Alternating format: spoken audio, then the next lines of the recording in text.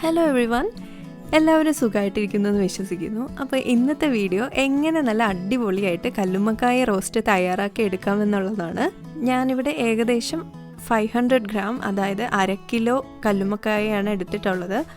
ഇത് ഷെല്ലിൽ നിന്ന് റിമൂവ് ചെയ്ത് ക്ലീൻ ചെയ്ത് അവർ ഫ്രീസ് ചെയ്ത് വെച്ചിരിക്കുന്നതാണ്. എന്നിരുന്നാൽ പോലും ഞാൻ എൻ്റെ രീതിയിലൊന്ന് ക്ലീൻ ചെയ്യുന്നുണ്ട്.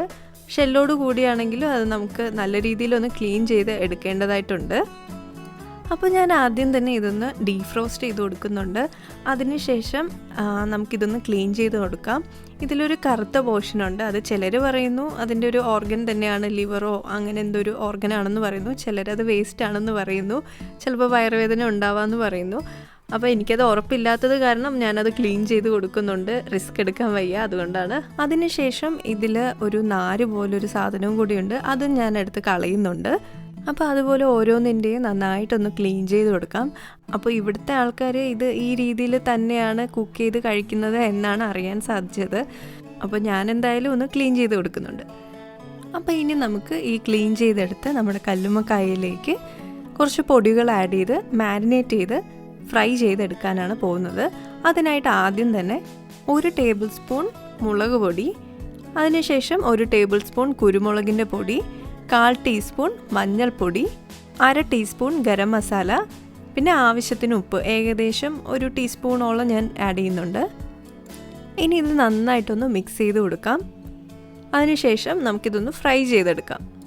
അപ്പോൾ അതിനായിട്ട് ഞാനൊരു പാനിലേക്ക് അല്പം എണ്ണ ഒഴിച്ചിട്ട് ആദ്യം കറിവേപ്പിലയാണ് ചേർത്ത് കൊടുക്കുന്നത്. അതിൻ്റെ മുകളിലായിട്ട് ഓരോന്നായിട്ട് നമ്മുടെ കല്ലുമ്മക്കായ ആഡ് ചെയ്ത് നന്നായിട്ട് 2 സൈഡും ഒന്ന് വറുത്ത് എടുക്കുന്നുണ്ട്.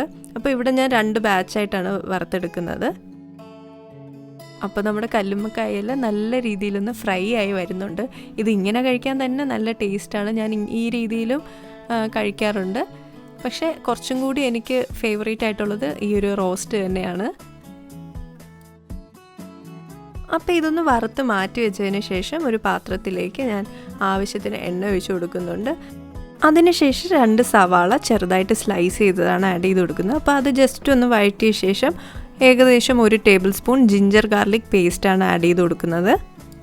അപ്പോൾ ജിഞ്ചർ ഗാർലിക് പേസ്റ്റ് ആഡ് ചെയ്ത് കഴിഞ്ഞാൽ നമുക്ക് ഈ സവാള ഒന്ന് വഴറ്റിയെടുക്കണം. അതിനായിട്ട് ഒരിക്കലും ഹൈ ഫ്ലെയിമിൽ വെക്കരുത്. ഒരു ലോ ടു മീഡിയം ഫ്ലെയിമിൽ വെച്ച് പതിയെ ഒന്ന് വാടി വരണം. അപ്പോൾ ആ രീതിയിൽ അതിലാണ് എനിക്ക് അതിൻ്റെ ടേസ്റ്റ് തോന്നിയിട്ടുള്ളത്. അപ്പോൾ ഞാൻ വളരെ പതുക്കെയാണ് ഇതിനെ ഒന്ന് വഴറ്റിയെടുക്കുന്നത്.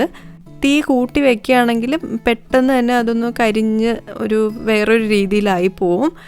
അപ്പോൾ ഞാൻ എപ്പോഴും ഇങ്ങനെയാണ് ചെയ്യാറ്. ഈ രീതിയിൽ ചെയ്യുമ്പോൾ ഒരു പ്രത്യേക ടേസ്റ്റ് എനിക്ക് തോന്നാറുണ്ട്. അപ്പോൾ സവാള ഒന്ന് നല്ല സോഫ്റ്റായി വഴണ്ട് വന്നു കഴിഞ്ഞാൽ അതിനുശേഷം ഞാൻ ആഡ് ചെയ്യുന്നത് 1 തക്കാളിയാണ്. തക്കാളി നല്ല ചെറുതായിട്ട് ചോപ്പ് ചെയ്താണ് ആഡ് ചെയ്ത് കൊടുക്കുന്നത്. അപ്പോൾ തക്കാളി ഒന്ന് വെന്ത് വന്നു കഴിഞ്ഞാൽ നമുക്കിനി അടുത്ത് പൊടികൾ ആഡ് ചെയ്ത് കൊടുക്കാം. അപ്പോൾ ആദ്യം ഞാൻ ചേർത്ത് കൊടുക്കുന്നത് ഏകദേശം 1.5 ടേബിൾ സ്പൂൺ കാശ്മീരി ചില്ലി പൗഡറാണ്. അതിനുശേഷം 1/4 ടീസ്പൂൺ മഞ്ഞൾപ്പൊടിയാണ് ചേർത്ത് കൊടുക്കുന്നത്. അതിനുശേഷം 1 ടീസ്പൂൺ മല്ലിപ്പൊടിയും 1/2 ടീസ്പൂൺ കുരുമുളകിൻ്റെ പൊടിയുമാണ് ചേർത്ത് കൊടുക്കുന്നത്. അവസാനമായിട്ട് ആവശ്യത്തിന് ഉപ്പും കറിവേപ്പിലയും കൂടിയാണ് ചേർത്ത് കൊടുക്കുന്നത്. ഉപ്പ് ചേർക്കുമ്പോൾ ശ്രദ്ധിക്കേണ്ടത്, നമ്മൾ നേരത്തെ കല്ലുമ്മക്കായയിൽ ആവശ്യത്തിന് ഉപ്പ് ചേർത്തിട്ടുണ്ട്. പിന്നെ ഇതിൽ വളരെ കുറച്ച് മാത്രമേ ചേർക്കാവൂ. പിന്നീട് വേണമെങ്കിൽ ആഡ് ചെയ്ത് കൊടുക്കാൻ പറ്റും. അപ്പോൾ ഓവറായി പോവരുത്. ഇനി ഇത് നമുക്ക് നല്ല രീതിയിലൊന്ന് മിക്സ് ചെയ്ത് കൊടുക്കാം. ഈ പൊടികളുടെ പച്ചമണമൊക്കെ ഒന്ന് മാറി നല്ല രീതിയിൽ നമ്മുടെ സവാളയൊക്കെ ഒന്ന് സോഫ്റ്റായി നല്ല രീതിയിൽ വഴണ്ട് വരണം. അപ്പോൾ അങ്ങനെ ആവുന്നത് വരെ ഞാൻ നന്നായിട്ട് ഇളക്കി കൊടുക്കുന്നുണ്ട്. അപ്പോൾ ഒന്ന് വഴണ്ട് വരുമ്പോഴേക്കും നമ്മൾ നേരത്തെ ഫ്രൈ ചെയ്ത് മാറ്റി വെച്ചിരുന്ന നമ്മുടെ കല്ലുമ്മക്കായ ഇതിലോട്ട് ആഡ് ചെയ്ത് കൊടുക്കാം. എന്നിട്ട് നമ്മുടെ ഈ ഒരു അരപ്പിലോട്ട് നമ്മുടെ കല്ലുമ്മക്കായ നല്ല രീതിയിലൊന്ന് മിക്സ് ആവണം. അതിനായിട്ട് അതിൻ്റെ എല്ലാ ഭാഗത്തും എത്തുന്ന രീതിയിൽ നല്ലപോലെ ഒന്ന് മിക്സ് ചെയ്ത് കൊടുത്തോളൂ. അപ്പോൾ മിക്സ് ചെയ്ത് കഴിഞ്ഞാൽ നമ്മുടെ കല്ലുമ്മക്കായ റോസ്റ്റ് റെഡി ആയിട്ടുണ്ട്. ഇതിപ്പോൾ തുറക്കാതെ ഇതങ്ങനെ അടച്ച് വെച്ചിട്ട് അടുത്ത ദിവസം ഒന്ന് കഴിച്ചു നോക്കൂ. ആ മസാലയൊക്കെ പിടിച്ചിട്ടുണ്ടാവും. അറ്റ്ലീസ്റ്റ് ഒരു 2 മണിക്കൂറെങ്കിലും അങ്ങനെ വെച്ചിട്ട് കഴിച്ചു നോക്കൂ.